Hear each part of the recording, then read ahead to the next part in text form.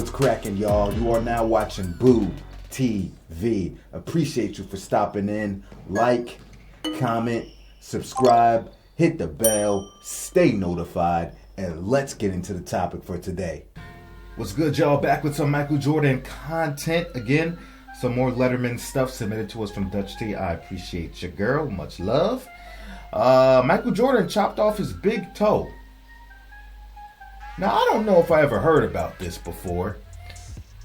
I remember there was a video I was watching a long time ago, and it mentioned something like Michael Jordan almost got his arm cut off or his head chopped off or something. He was on stage. It was some kind of show, or like he almost got guillotined or something. I can't remember what it was. Hold on, let me do a Google search. Yeah, I knew I wasn't going crazy. This was in his rookie season, or actually before his debut. And for whatever reason, he was part of some stage act where a blind guy had to, well, not a blind guy, a guy that was blindfolded had a samurai sword and wanted to slice a watermelon that was sitting on Michael Jordan without injuring Jordan. Cut through the watermelon clean, slice through the watermelon clean, and don't injure MJ. Except MJ actually got sliced up, not deep, but he did require stitches. Anyway, let's see about this and his big toe. You had only to watch the Bulls game last night to be reminded of what a phenomenal athlete our next guest is. Here now, take a look at this videotape. Michael Jordan scoring some of his 44 points. This man was the NBA's most valuable player and the Defensive Player of the Year in 1988. Ladies and gentlemen, please welcome, just possibly, the greatest basketball player in the world today, Michael Jordan, right here.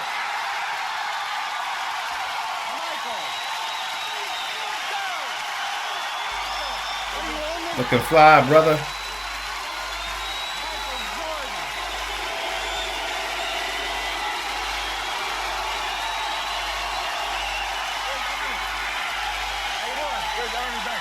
Damn.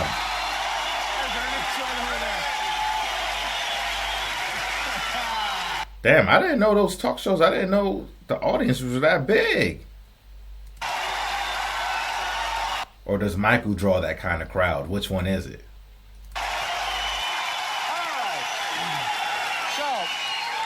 Help us out here. Where do you guys go from here? You're close to eliminating Cleveland, and then what happens? If you knock Cleveland out? Well, if we knock Cleveland out tomorrow, we'll probably go to New York on Saturday morning. Any predictions about the outcome of that series? No predictions. Yeah. Any predictions about the MVP in the league this year? No. Okay.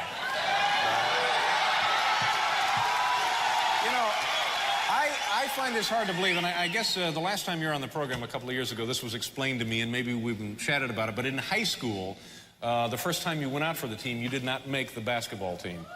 I was cut.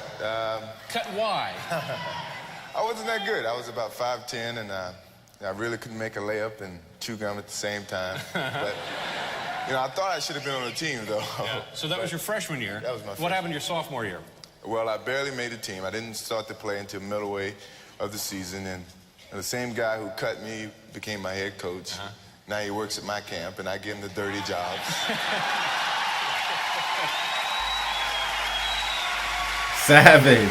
So what do you just own Chicago? Is that the deal? No. But I love that toy that you had. You are a very wealthy young man. How old a guy are you?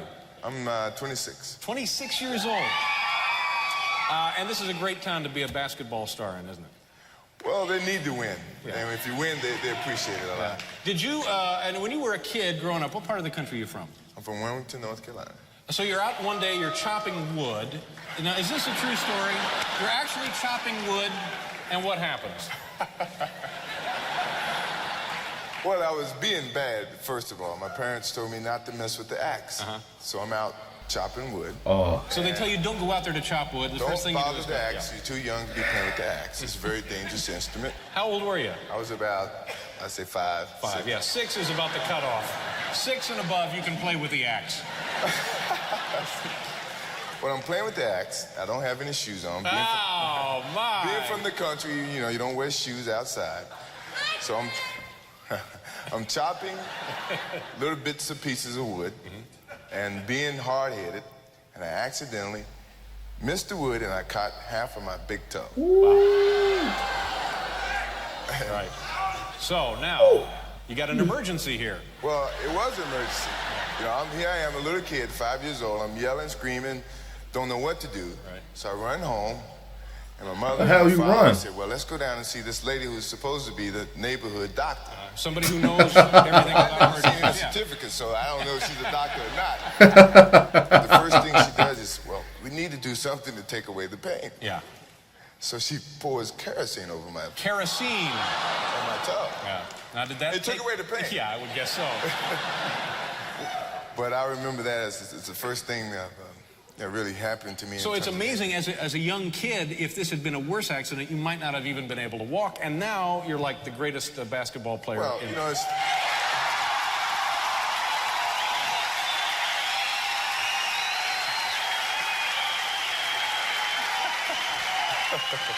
The crowd loves a good inspirational story, don't they?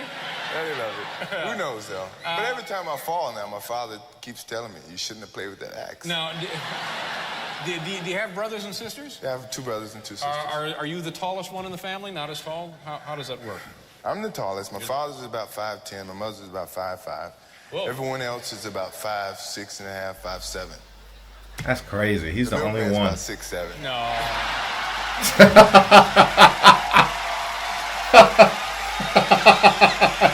You wrong.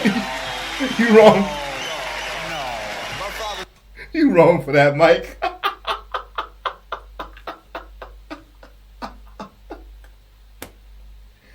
Mike, you wrong for that, boy. You wrong for that. You wrong for that.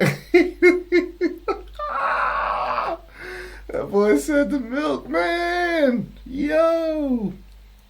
Backstage, I didn't mean that, Pop. Certainly proud to have that set out here.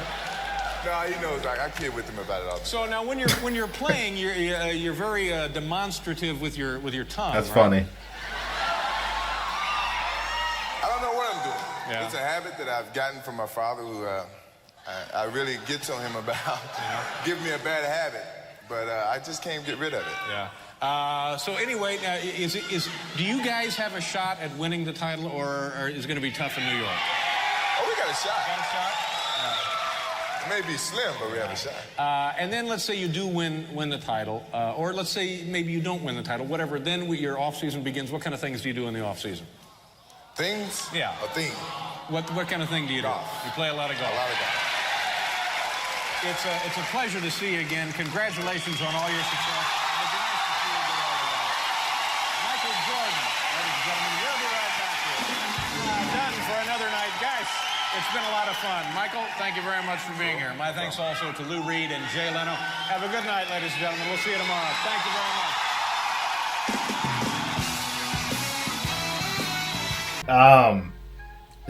Jordan's funny, man. It's funny. I listened to a story about, hey, don't play with the axe. Bad things can happen.